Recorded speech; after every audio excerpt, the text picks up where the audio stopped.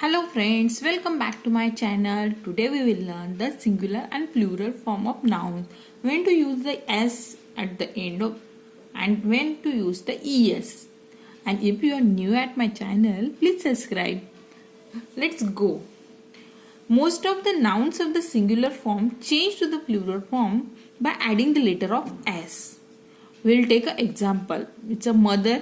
It will become a mothers. We will place the s only. Girls, girl. Pen, it will become a pens. Okay.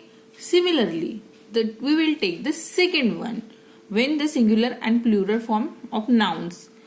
The second condition is noun ending in the s, sh, ch, h and z.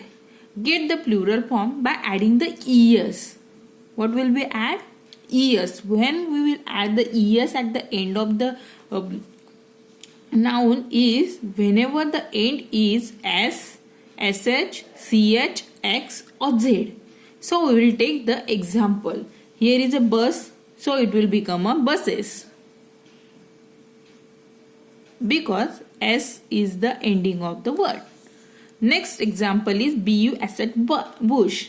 So here is end with sh. So our rule is if the ending is sh, then we will use the es. So similarly this will become a bushes. We will add the es. Take another example. It's a branch. At the end of the noun is ch.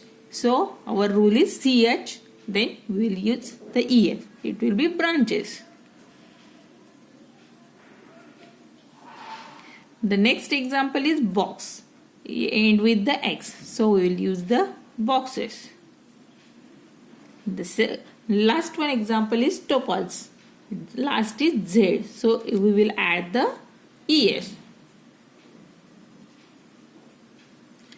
Similarly, we will complete these examples. Book will become a books. Hand will become a hands by adding only s. Peak, pigs. School, schools. Road, roads. Car, cars.